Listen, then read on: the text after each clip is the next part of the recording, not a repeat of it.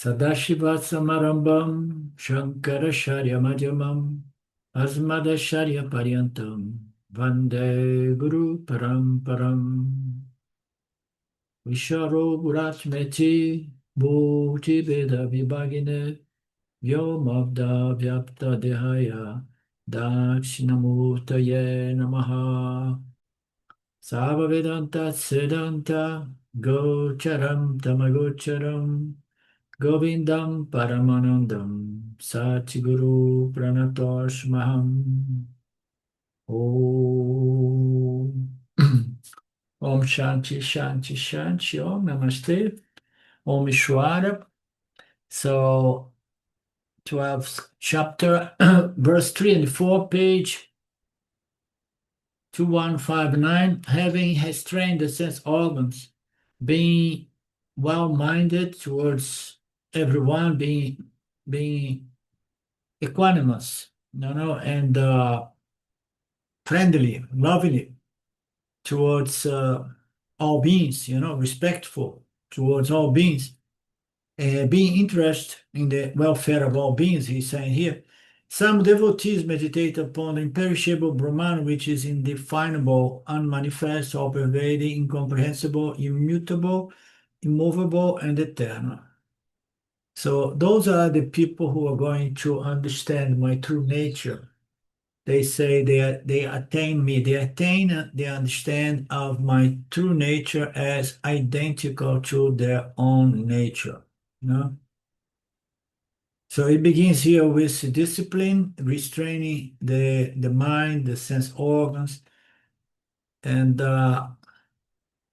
be equanimous, being dharmic towards life, and then qualifications must be in place so that one can go into the nididhyasana, which is the Vedantic meditation. It's a meditation upon Brahman, who is featureless, let's say. It's attributeless. It's very subtle, the most subtle and difficult to meditate upon. Imperishable because it was never born, it was never manifest. It's said to be unmanifest because it is never born to die. It cannot be understood, definable by the intellect, and it is all-pervading, immutable, and so on. So let's go briefly through these lines of Swamiji because we have seen it before.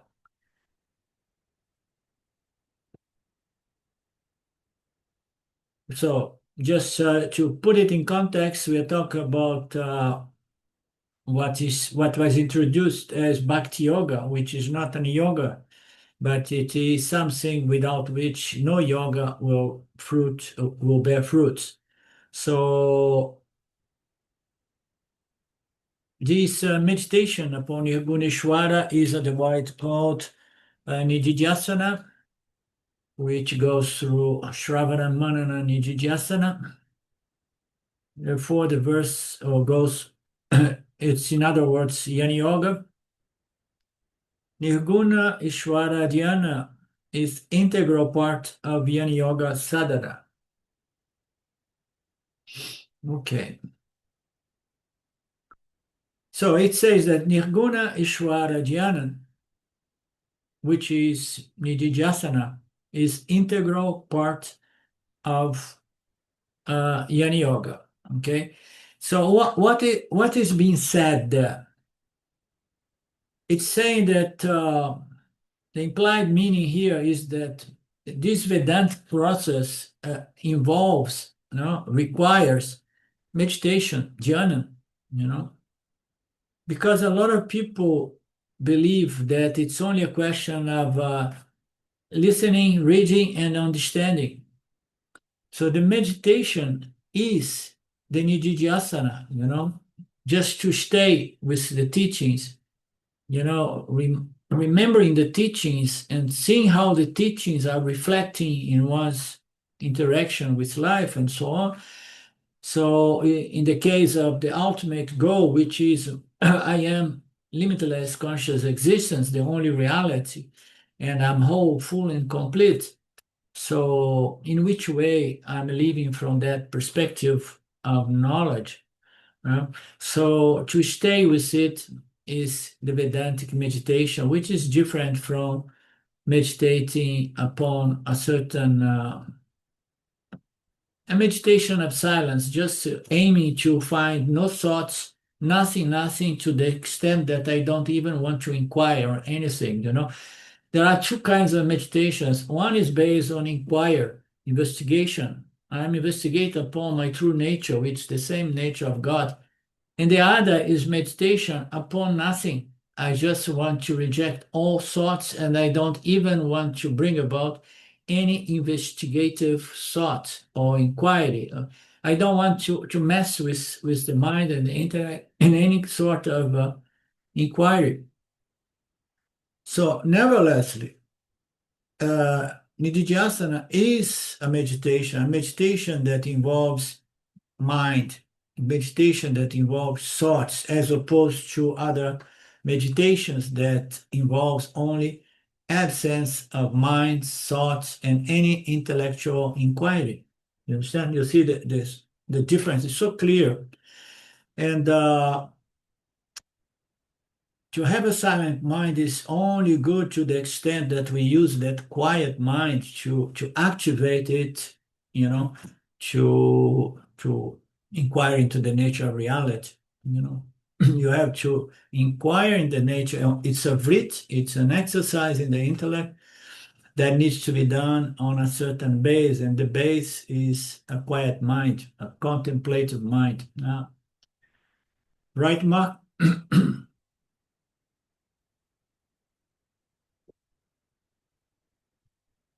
Absolutely, a mind free from disturbances. A mind which is constantly disturbed is never going to be one-pointed enough to hold on to the teachings. Yeah. So yeah, absolutely.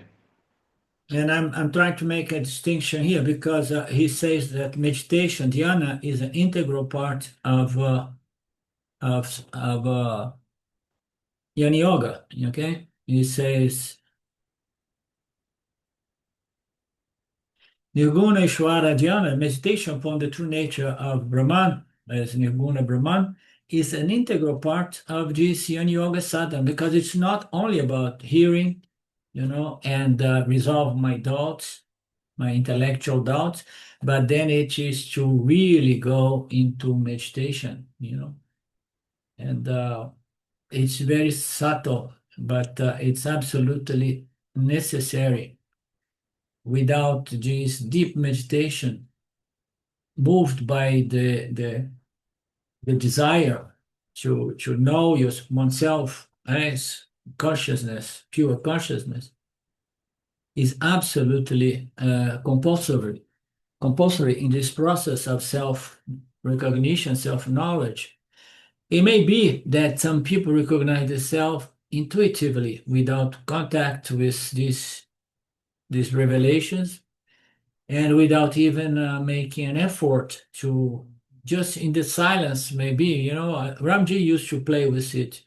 So you can go and meditate on silence, and then you're gonna experience a beautiful state of silence. In the silence, you're gonna have a lot of nice experience.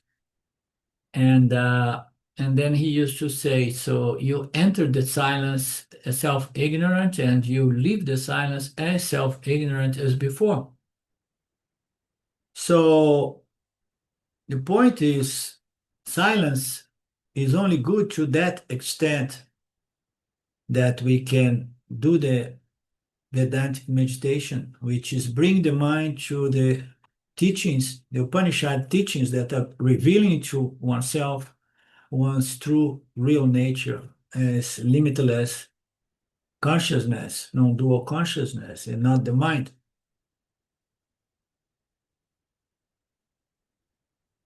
This Nirguna Brahmandhyana is Nididhyasana. Here he says, so there are some people who practice Nididhyasana, which is meditate upon one's very highest or true nature.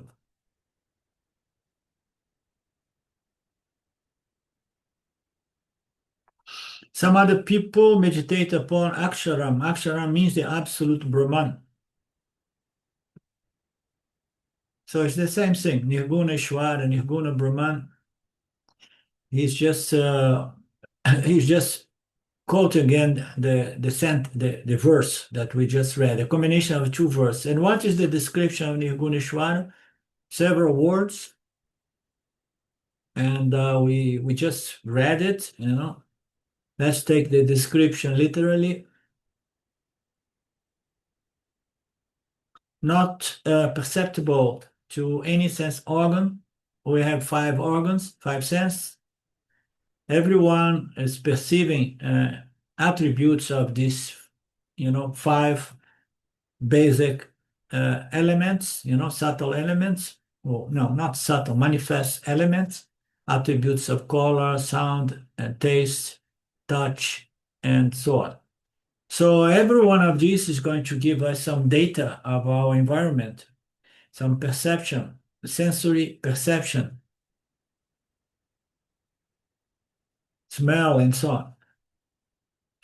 So as we know, this nirguna, Brahman, which is consciousness, our very nature, we want to get in touch with consciousness.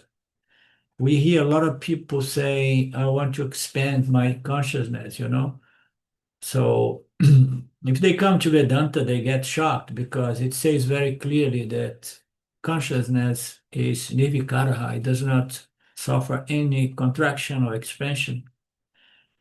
And you cannot do anything with consciousness. You cannot even purify consciousness. You can only purify your mind to the degree that you understand that you are consciousness.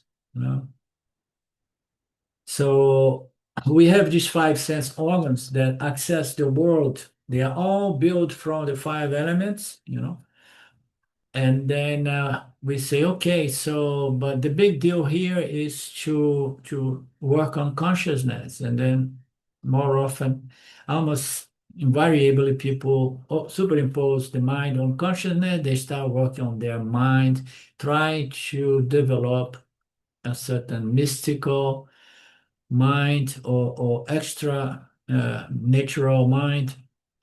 So the fact is that consciousness is not accessible through the five senses because it has none of those attributes which derive from the five senses and the five elements. Five elements, five senses, everything is saguna, is configurations of the guna. The whole universe is a blend of all the elements that brought about the five senses. So the five senses are going to contact the universe because the universe fundamentally begins from the five elements. So Brahman cannot be accessed that way. Consciousness cannot be accessed that way.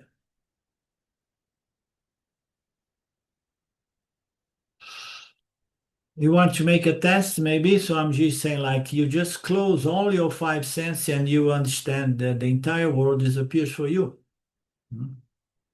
We do that more or less every evening, every night when we go in deep sleep. The world disappears and our body disappears as well. And we are very happy and very, uh, very peaceful without the body and the world.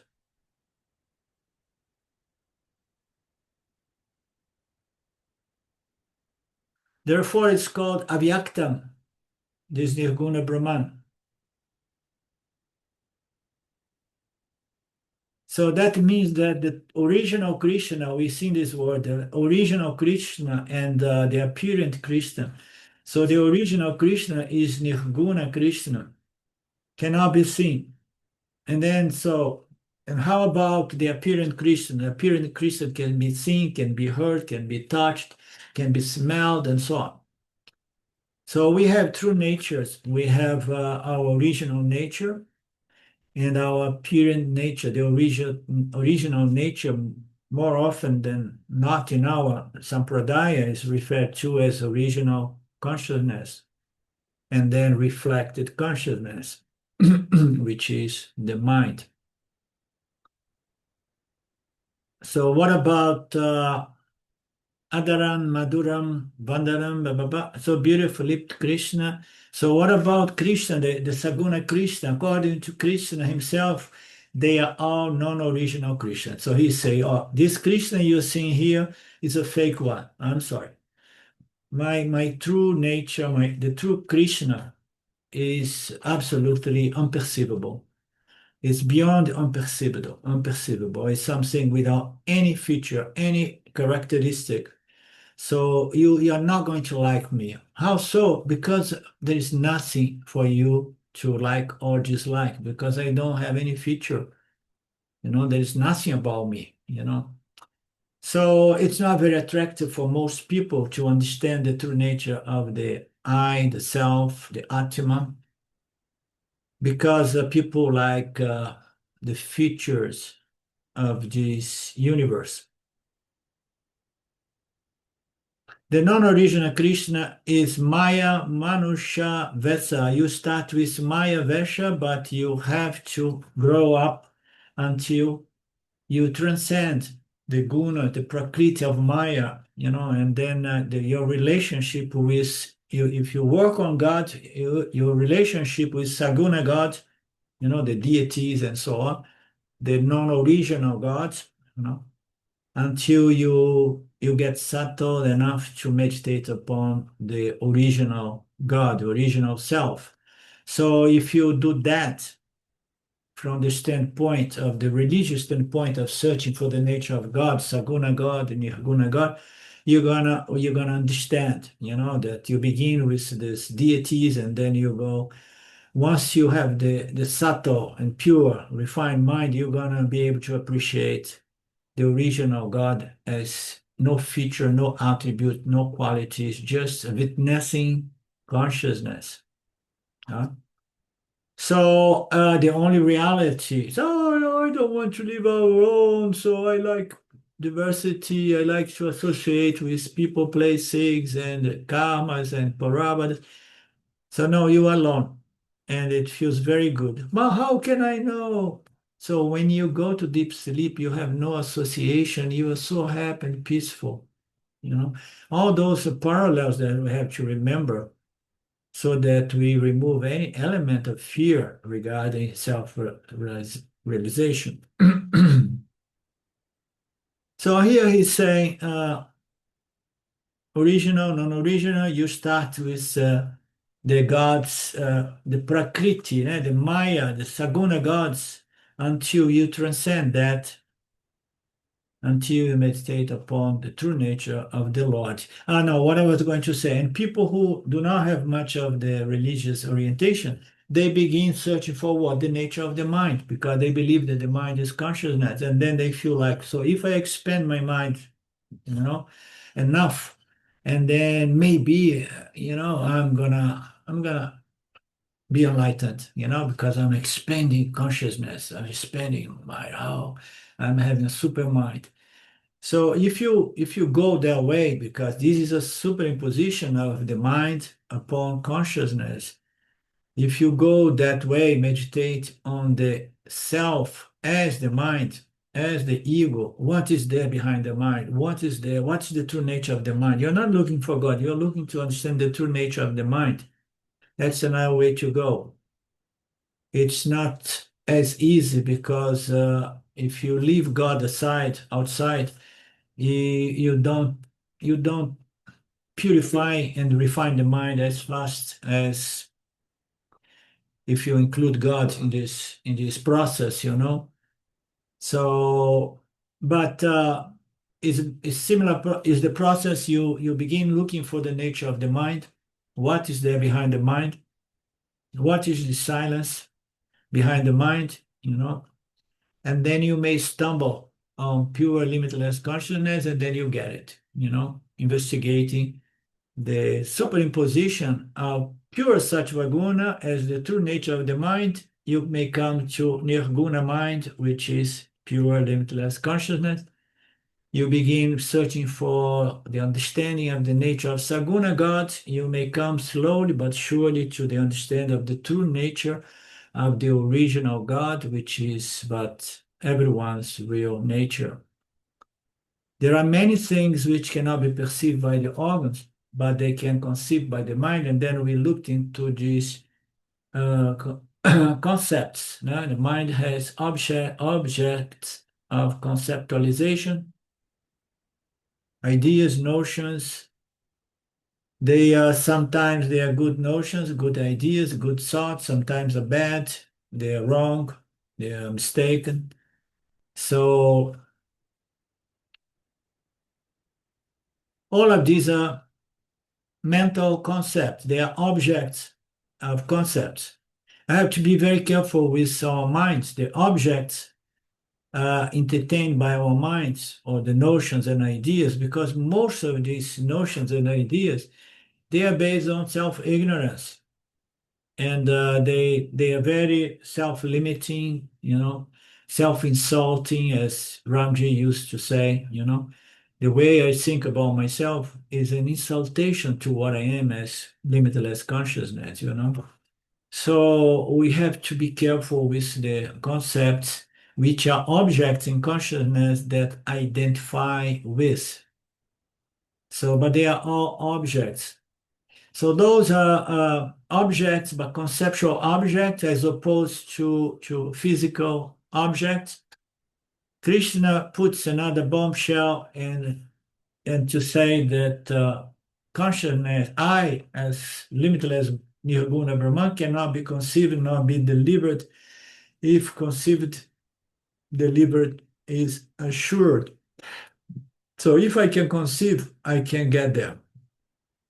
But I cannot be even conceived. Okay. So if you believe that, no, I have conceived a goal, a my spiritual goal, which is enlightenment. And if I have conceived that, so you're never going to get there. Or if you're going to get there, you're going to be there, but absolutely empty-handed, feeling complete as before. So the Brahman, this Nirguna Brahman, cannot be conceived, cannot be achieved, cannot be understood by the mind. No? Sense organs and the mind are never going to get there. It's not an object of knowledge, an object of experience. It's not an object of conceptualization even. So that is extremely radical. In Sanskrit is mano agocharam. First one is indriya agochara and now mano agochara. You remember mano agocharan and the meaning and indriya? Okay, indriya is perceivable, accessible through the sense organs, and mano at the intellect. No.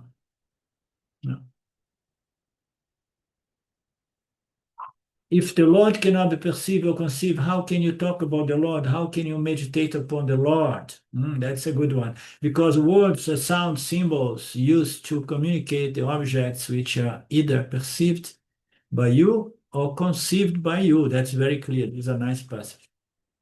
So words are symbols to communicate the object. These objects either are perceived or conceived by you. Mental conceived objects or physical available objects.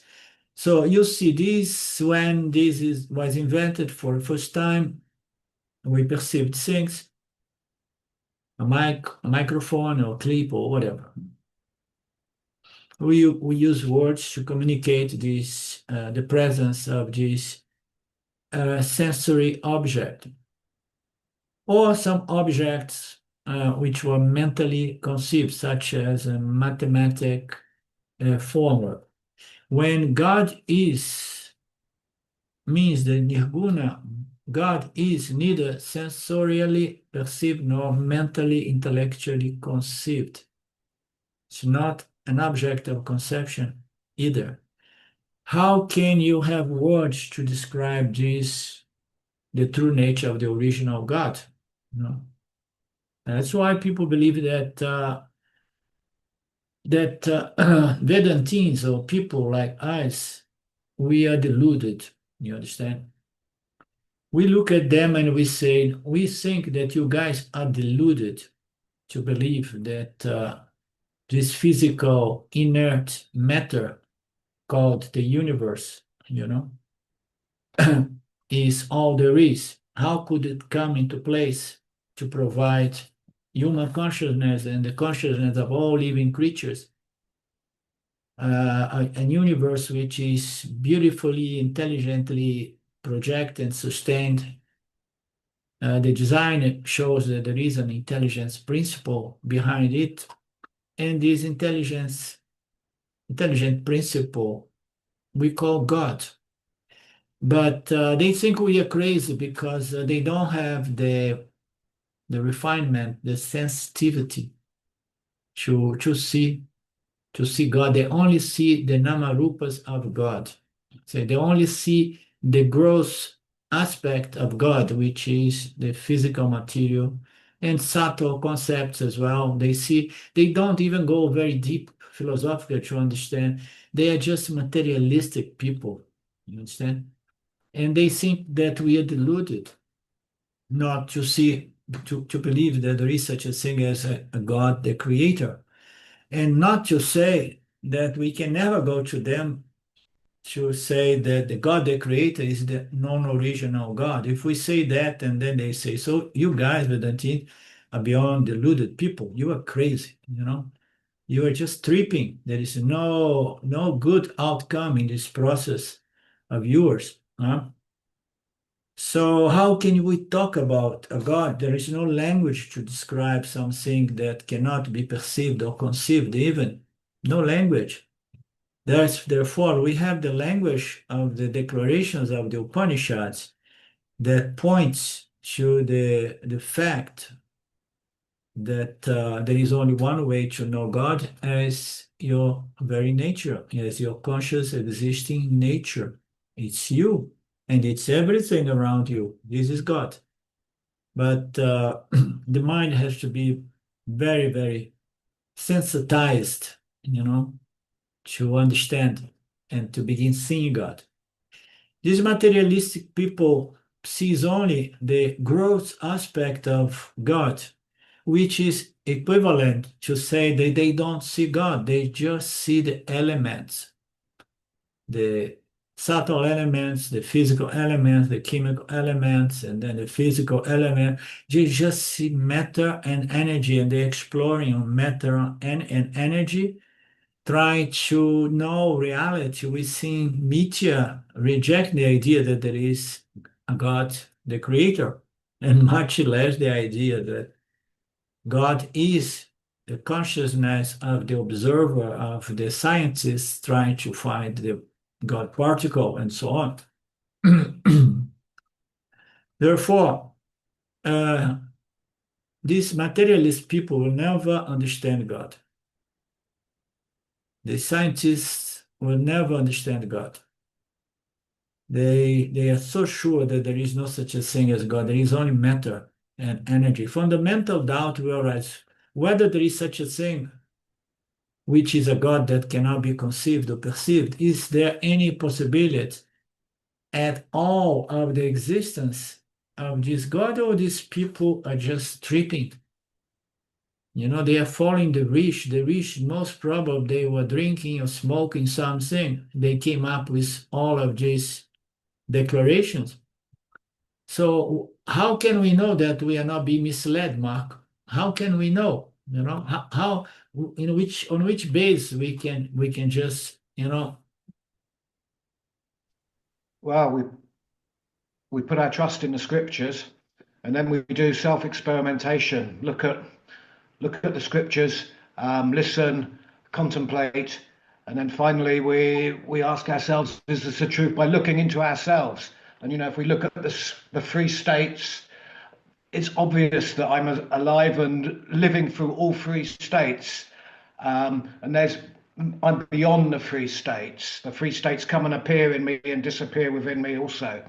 And also the five koshas, looking at those teachings. And finally, we prove to ourselves that, yes, it is the absolute truth. So I this has love been it. my methodology. I love it. The key word you said that self-experimenting, self-experimentation. You get the teachings and then you say, now I have to put it to proof, put it to test. I need to experiment. Experimenting on the teachings isn't Jidhyasana. It's meditating and experiencing life from that angle, of it's like becoming a lab and experimenting with the teachings as one lives one's life. And then we develop this inner certainty in regards to the statements of the Upanishads. And it's not delusional, it's not just a philosophy, it's not based, it's just a paroksha jnana, it's direct, understanding with a firm, doubtless conviction that that is the reality. The reality is that I am conscious. And by the way, what's the big deal of having this conviction of this? Because once you have this conviction, you can also look at the yanis. They experience very little mental disturbance. They experience less and less suffering and they live in peace, and the load of desires begins shrinking, shrinking, shrinking, and they begin to experience a peace that passes human understanding.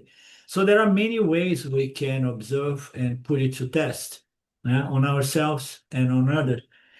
So, but the direct self-knowledge must be present for us to really develop a firm conviction. Self-knowledge is a firm conviction in regards to all these things the Upanishads tell us.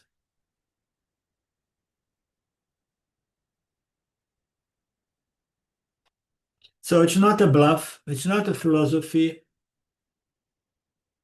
Uh, he said something about the emperor's robe. Okay. And then he plays a little bit, says the disciples, they make an effort to understand. I play with my students in Portuguese language. I ask, do you understand? Because I don't have many students and I see them here on the screen. And then I go from one to another, more or less like we do here. I ask, so do you understand this one, Mark? And then the person always say like this or like this. But we never know what's going on. And Swami here plays pulling the legs of the Sishyas, out of respect to the teacher and to protect the self-image. They always say, yes, I understand everything. So that is what appears because it is unperceptible, inconceivable, and undescribable. You will only understand it when you realize your own self. So we may think, in fact, all put together in one word, we can say it is unobjectifiable because there are different pramanas. Pramanas are means of knowledge, means of contacting. We have the phenomenal world. So there are five pramanas, the five sense organs. There are the mental concepts, which is another way to contact the mental world, the world of those impressions collect from perception and inference. Words sabha, pramaya, one technical word we use for this. Words are sabha, pramanam,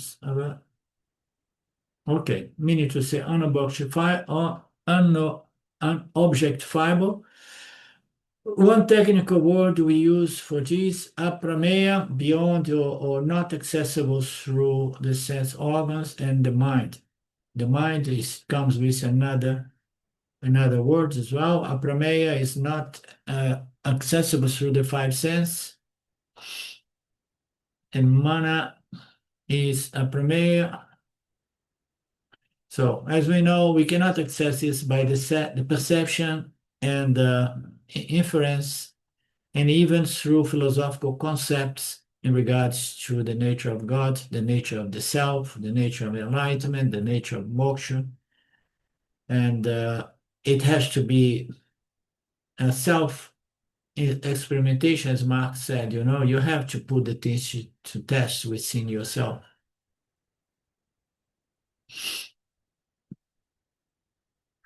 Swami brings something here, confusion that appears here and there in some people. Amaraprubha or Padnamabo, blah, blah, blah. Somebody said both are correct because in Vishvarupa Darshana, we have said that everything is the Lord. Therefore, Lord is accessible through the five senses. Also, so appears to be a contradiction, but there is no real contradiction. The eternal one, the three also, everything is the Lord manifest through its namarupas. What I want to say is that the true Lord, the original Lord, is aprameya,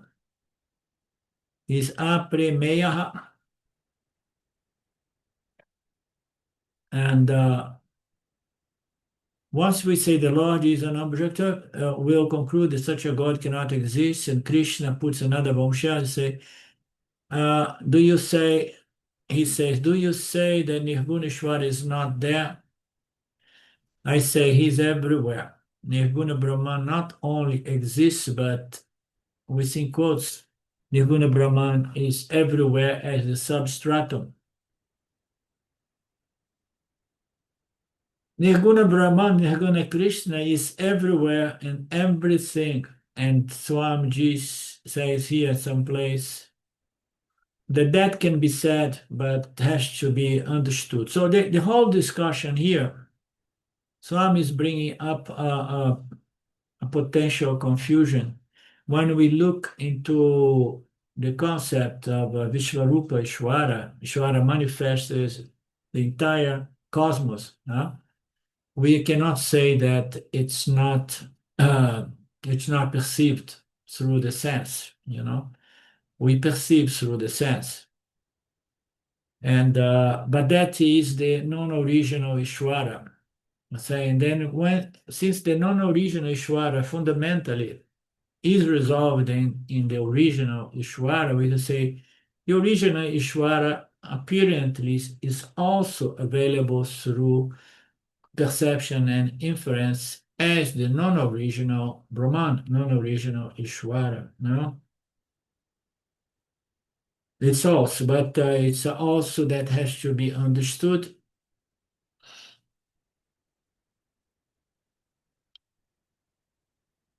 I say this Brahman is everywhere. Nirguna Brahman not only exists, but within quotes, he, within quotes, it's not he, it's not she, it's it is better. Because for Nirguna, we cannot use he, she, it.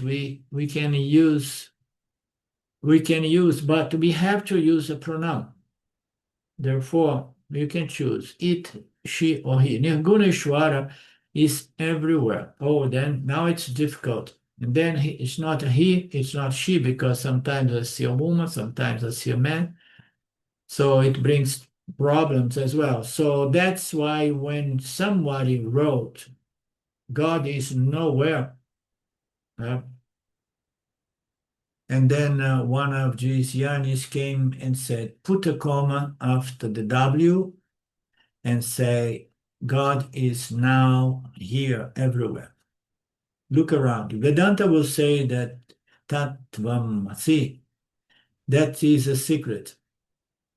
You are as well this, this now here everywhere Brahman. Everything fundamentally is consciousness. Everything is fundamental. Fundamentally is Brahman, the inert world of objects, the sentient world of living creatures, and even the conceptual world of philosophical theorems and things. Everything is Ishwara. Everything is Brahman. That is a secret. Tattvamasi, you are the same. You are the same thing. Fundamentally, you are this consciousness. You are fundamentally all-pervading, all-pervading. I have a student in my Brazilian group that does not come anymore to my seminars, physically present. We're going to have one now during the week of Carnival, and he does not come he said, I don't come because I'm all pervading. Anyhow, I don't need to go anywhere. I said, no, this is very tricky, you know. It's very, very tricky. You are mixing up satya with mithya. So come to the class. No, no, I'm all pervading.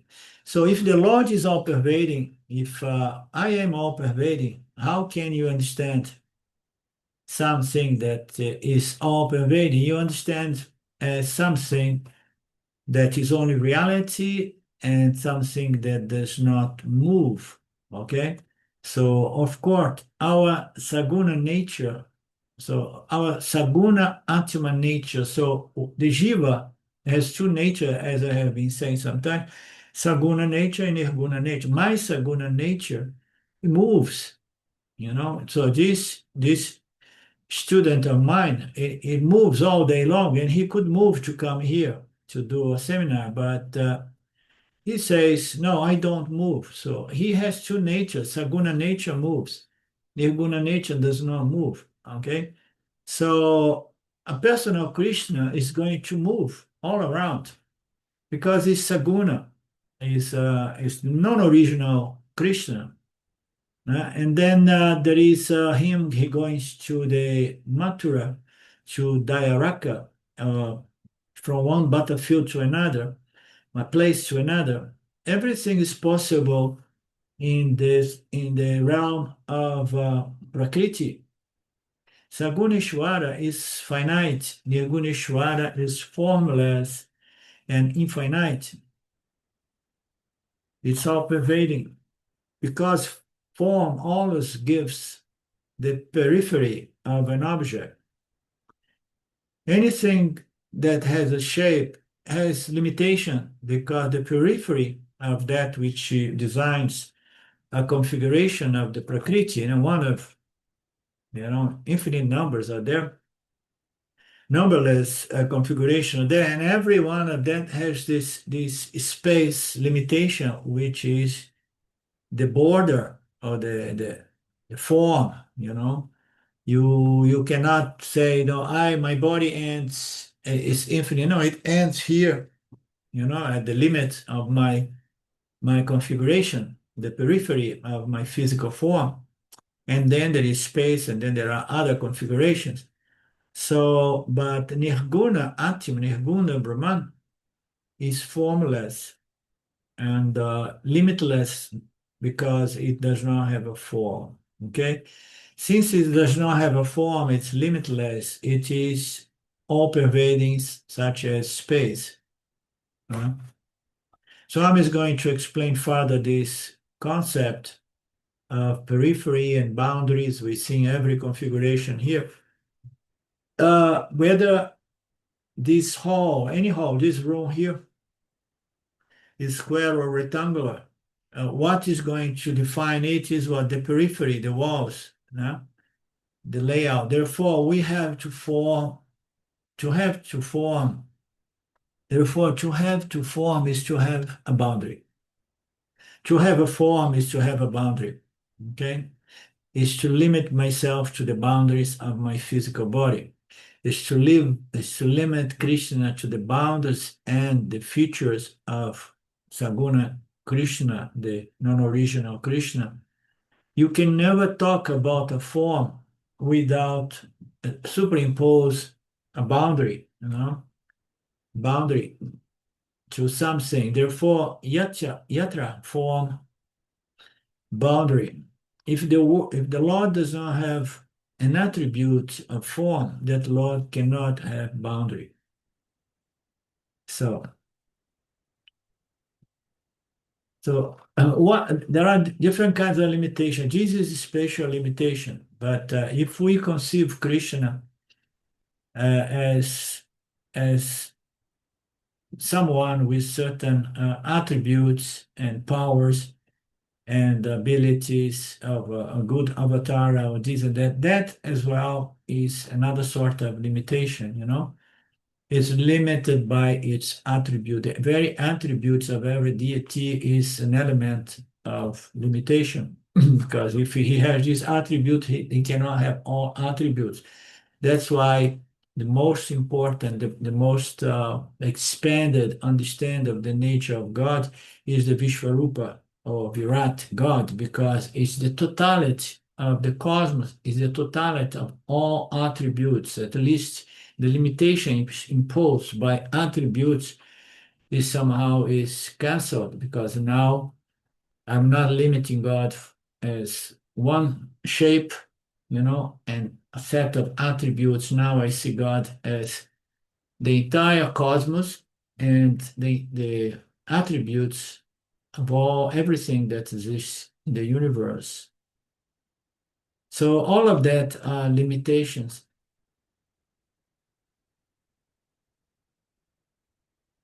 Then there are limitations in terms of time as well. No? We're going to see all of that. This space, the Lord has to be all-pervading. Therefore, just as space cannot move from one place to another, Nirguna Brahman, the true Brahman, Nirguna Krishna, Nirguna Atma, Nirguna Jiva, also does not go anywhere, does not come from anywhere. That's our true nature. Then what about Sodasa Upachara Puja, in which we invite the Lord to come to visit us? So there are all kinds of pujas. I don't know them because I did not live in that culture. But some pujas are just inviting the presence of the Lord. I think Papaji used to do that so often that he was reporting that he used to play with Krishna over and over again after doing his pujas. Huh? So you're going to invite the Lord, and not only you're going to offer some food to the Lord. So the Lord is moving around, coming and going, arriving and departing, whereas the highest original Lord does not go anywhere and cannot be accessed, not even mystically, esoterically, or conceptually. Does the word Sarvatragam and Akalam indicate Desa Parisheda, free from spatial limitation, as we have seen in the Taittiriya Upanishad?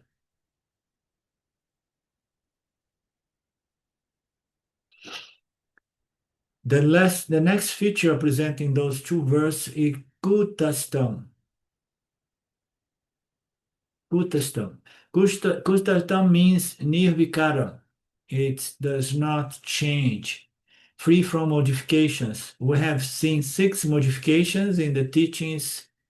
I don't remember where it's mostly described, but the first is it's asti. It's potentially existent. This is a modification in consciousness. And then that seed of existence produces something that is born, jayate. And then anything that's born goes through another modification, which is vardate. It grows. And then viparinamate. It's a series of metamorphoses that happens in this process. And then chiyate, it begins declining. It's another form of change, modification. And then vinasayati, dies, death. So anything that's born goes through these 6 classifications of modifications or change. Anything that exists within time goes through this. The higher Krishna, Nirguna Krishna, the Nirguna Atma, the Jiva Atma, is Kutastaha, free from modification. Also referred free from as Nirvikara. Now, Nirvikara is it's free from change, does not change. So probably there is a subtle difference between Kutastaha or not, or just synonymous in Nirvikara. So it's free from all of these 6 modifications. Here he presents it is Nirvikara. Okay, he mentioned Nirvikara here as well. In Sanskrit, Kala Paricheta. Everything is under the influence of Kalan or time principle. And this word is beautiful. Kutta Shataha. Now he's going to explore this word, which seems to be synonymous of Nirvikaraha. It has several meanings. One of the meanings is Kuttara, means an anvil used by a goldsmith or an ironsmith or anyone who heats up things to mold it. Uh, so, and usually the heat makes the metal softer and then it can be shaped into different forms, weapons, or not only weapons. But this anvil, there is an anvil. The anvil is the support. We've seen some movies, this big table thing. It's something is there which is, I don't know, it's a certain mineral or metal that is much harder than anything that he is shaping. It has to hit on that base. So it remains unchanging. This support, this anvil remains unchanged. Upon the anvil, the smith keeps the hot metal, and when it's hot, it strikes it with a huge hammer to shape the metal. And when he's shaping the metal, that red hot metal undergoes change, whereas the underneath base support remains changeless. Itself remains changeless. So there is something changeless, allowing the change of everything happening in this world. It's a very beautiful analogy. And suppose the anvil itself is shaky. What did it mean by shaky? If the anvil is not solid and firm, but it's moving, in some house, the palakai they use for puja, and then you sit, you will be moving. You cannot do any job. Therefore, if the metal should be shaped, the bottom should remain firm, solid, and changeless. A changeless substratum is required for all the changes we see in this physical manifestation. Relentless change happening at the family level. So change happening in the family level, physical level, body level. Body is getting into out of shape, let's say, going out of shape. Some things sometimes getting into shape. There are a lot of changes all the time. Now we have the internet, we have YouTube, and there is so much good knowledge, confusing knowledge, misinformation. There is everything there. But one thing is you see all those faces doing their job, presenting the news or information or their narratives, this and that. And I look and say, oh my God, I began watching these people here 5, 10 years ago, and now they look so different. Everybody's changed. And 5 years says a lot. 10 years says even more about the change undergoing yeah, in the physical body. All these changes are happening.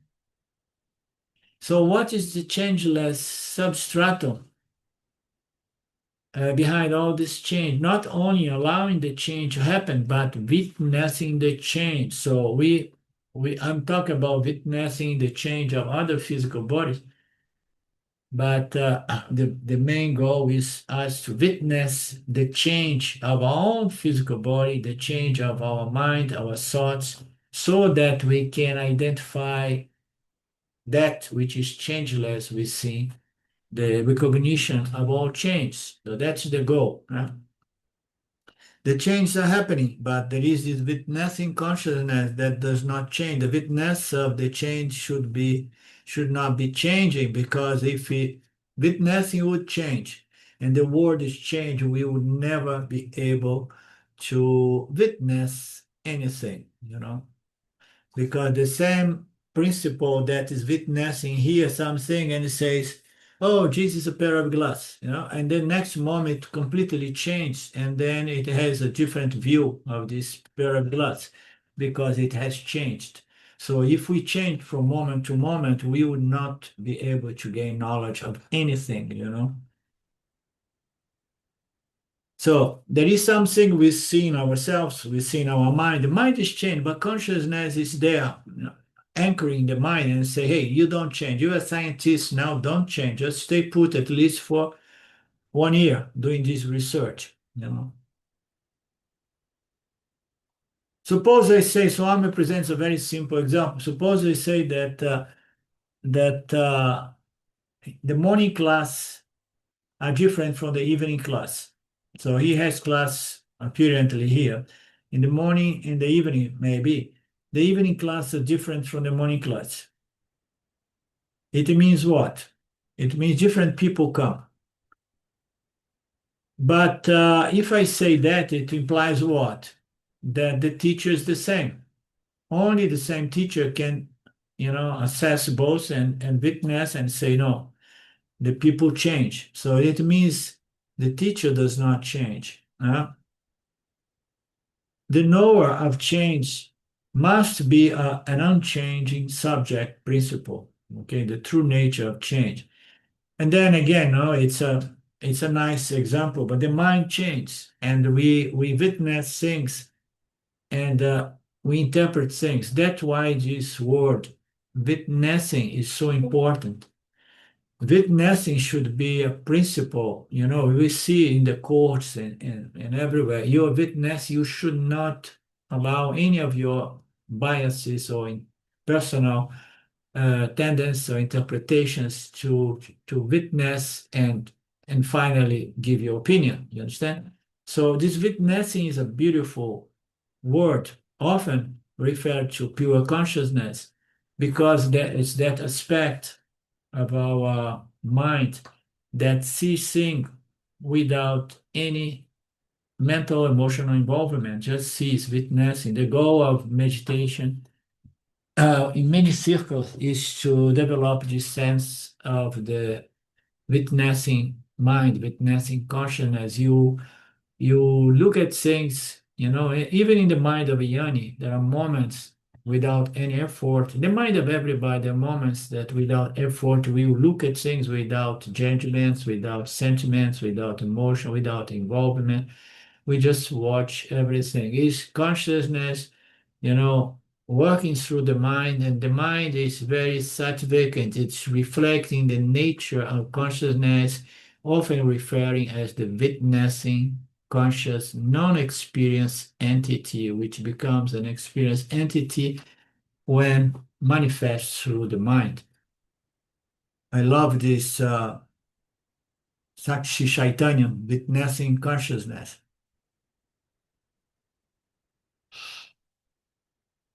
Therefore, the witness consciousness principle is compared to kutaha, an evil upon which the body metal and the mind metal, you see, is making this analogy as well, brings, so just see as your physical body as being shaped into change due to destiny or karma. The karma is hitting us, and then we go through a lot of experience, and knowledge is hitting us, good knowledge, bad knowledge. And we are going through the change. So the body is really here compared to the mind, to the metal, and our parabada, so we could say, is hammering uh, through parabada. Various experience of life is shaping the body-mind complex. But there is something unchanging, which is our true nature, that can be accessed through deep meditation. There are a lot of meditations. Nin probably knows this meditation about mindfulness. You just remain present as a witnessing principle, testify what's going on without emotional and mental involvement. So it's a good beginning, a good way to begin. But fundamentally, this witnessing mind should turn upon itself in the lights of certain teachings of the Upanishads to understand its true nature as non-experienced witnessing consciousness.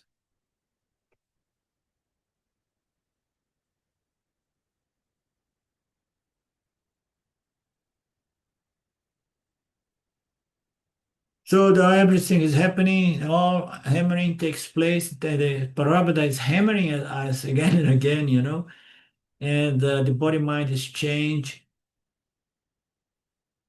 but there is the changeless consciousness allowing all this change. Therefore, Nirguna Krishna is called the changeless substratum, which remains such as anvil, unchanging. Since Krishna is changeless, nirvikaraha, eternal, since Krishna is changeless and Dhuvan means eternal, Kalam Ajitaha means beyond time, and thus Savatrangam and Akalan indicate Deva. Okay. These four words put together means the Lord Krishna is Detsa, Kala, Avadyam, Nirmuktam.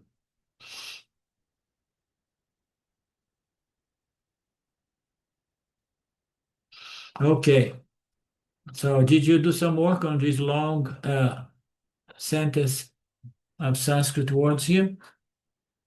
Is Desa, Kala, Avadyam, and Yeah, please. that means that which is free from the limitations of space and time, eternally liberated. Thank you.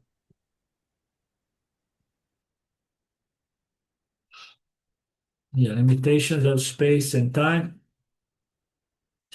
And the interesting aspect there is that all-pervading Lord is Guru Vayu.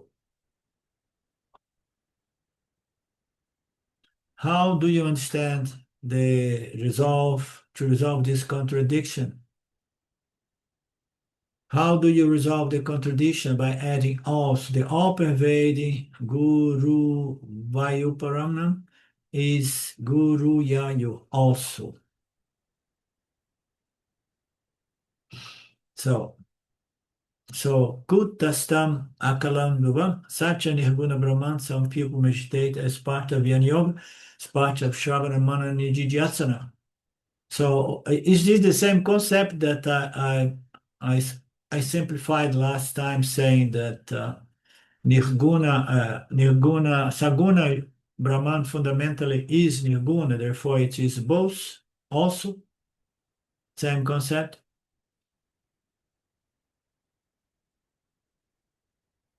As we hear this description, we wonder how can we meditate upon a featureless Brahman, and therefore Krishna says to come to this level of meditation, a person must have a prepared, qualified mind.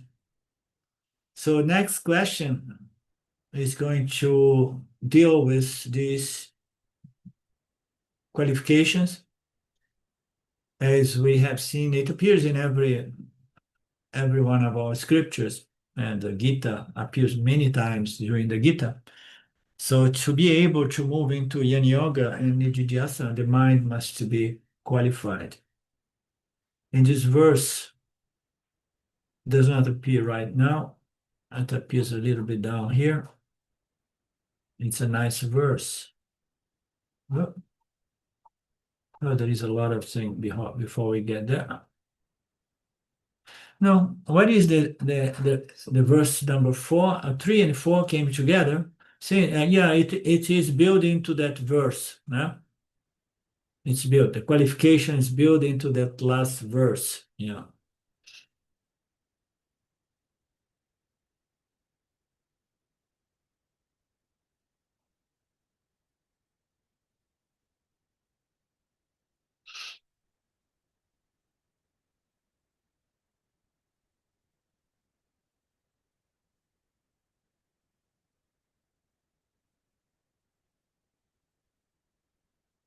Here where we stop this verse 12:4, verse 4. Did you translate it separate from the tree? No. Not really. Okay. No. Doesn't matter. But it's there. I don't want to go back, otherwise I lose where I am right now. There are so many pages on this file, archive, book. Okay. The preparatory qualifications for Nirguna Dhyana, Nirguneshwara Dhyana, the Upanishads are presented by the Upanishads very clearly, and normally they are enumerated as fourfold qualifications, referred as sadhana katustaya sampati, which we have seen long before in Tattva and a few times during the Gita even. I'm not going to the details. I will just enumerate them for my own satisfaction: discrimination, dispassion, discipline, and desire to know the nature of reality. As we say, the 4Ds, do not confuse it with 3D. It's different. It is a different Ds. So it's nothing to do with 3 dimensions or 4 dimensions. It's 4Ds, referring to 4 qualifications.